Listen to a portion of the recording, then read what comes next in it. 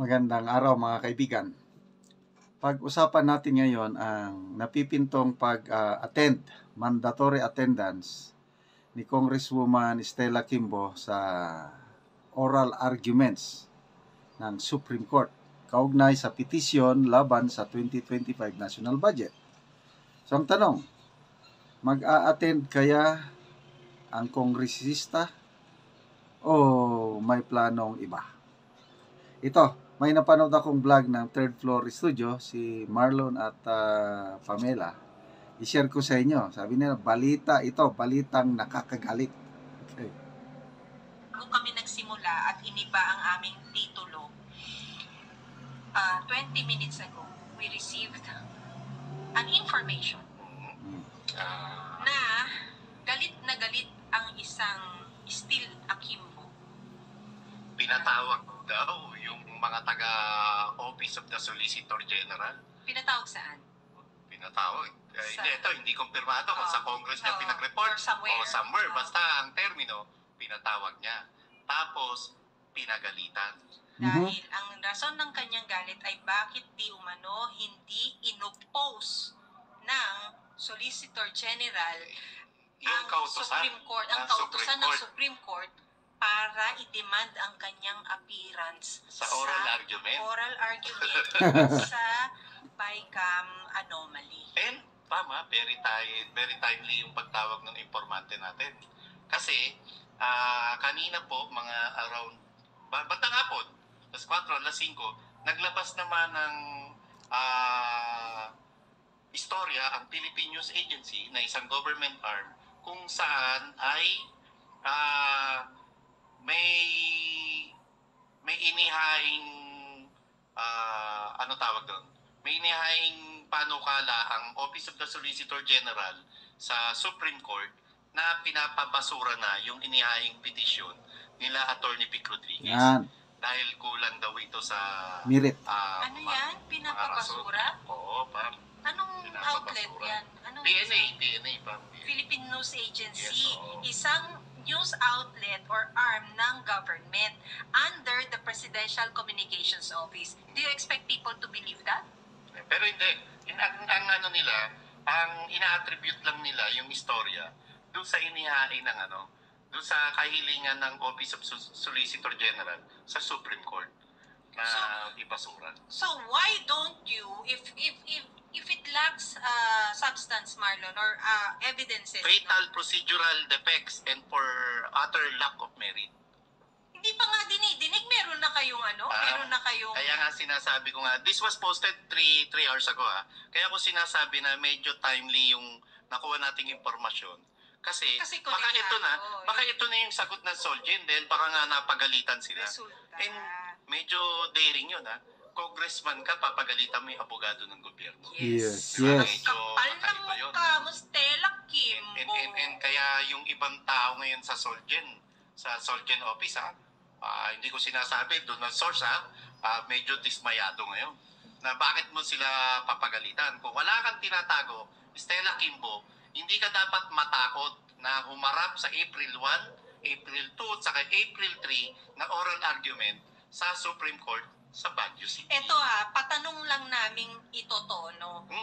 Ang hinihingi di umano ng isang Stella Kimbo ay kung papaano pwedeng hindi umattend sa hearing or i-delay ang hearing ng BICAM anomaly hearing sa Supreme Court until the campaign or the election is over. Dahil Kasi maapektuhan daw ang kanyang kandidatura. Yes. So, guys, this is that is a question actually. Stella Kimbo. Itong question na to, ito direkta naman to Kay Congresswoman Stella Kimbo, kung hindi man totoo ito, bukas po ang Third Floor Studio para ibigay ang iyong Doon ka na lang po kay Joey Cruz.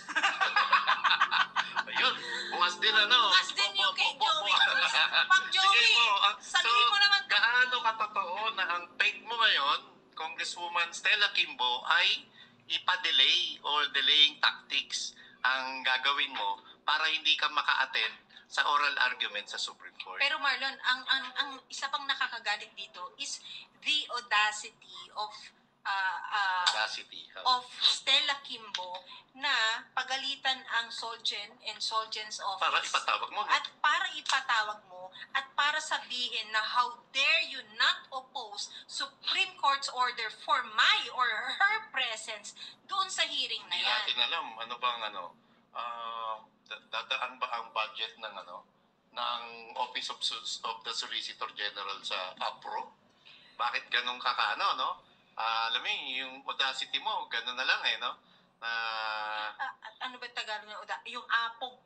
Yung ganun nga katapang yung mo, di ba? Yung kapal mo. Yung kapal, yung apog, yung kapal ng apog mo, yung buwisit na walang hiya ka. Nakakainis. Ballpen nga yung mikropono. Mikropono na inaala ko And, ano nga kaya, no? Ano kaya ang gagawin ng Supreme Court sakaling hindi dumating ang isang Congresswoman Stella Kimbo at etong Office of the Solicitor General ngayon kayo magpapahil na ipasura yung inihaing petition naka-schedule na nga ang oral argument. So, Hindi Marlon, ang isa pang argument actually is yung hindi pa dinidinig, meron na kayong meron na kayong pag-i-impose na ito, this lacks merit and process something. Okay, so yan informasyon na na-receive ng Third Floor Studio na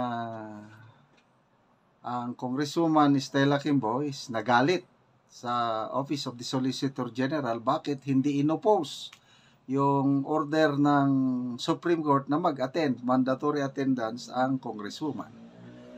Tapos gustong ipa-delay dahil baka daw maapektuhan ang kanyang pagkandidato sa Marikina. So, again, these are just allegation. Wala pang katotohanan. So, hintayin natin sana mag-response ang opisina ni Congresswoman Kimbo kung totoo ba ito o hindi. Ito, isinare ko lang ang nasagap na balita ng Third Floor Studio. Okay, so salamat mga kaibigan sa inyong palaging panonood sa ating mga videos at nakakatulong kayo ng malaki sa tribong Talandig dahil namimigay tayo ng yero at pako sa tribo para maayos ang sira-sira nilang bahay.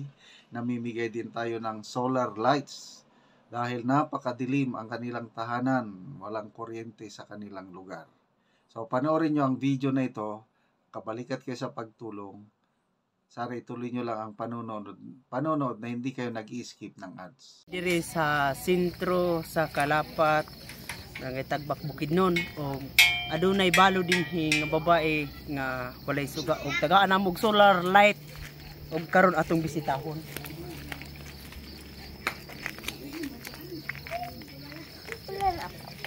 Ayo, ante. Oh, may gabi ante. Oh. Doon sa mga kadiante. Dalingkod ka. Ngit-ngit kayo ka.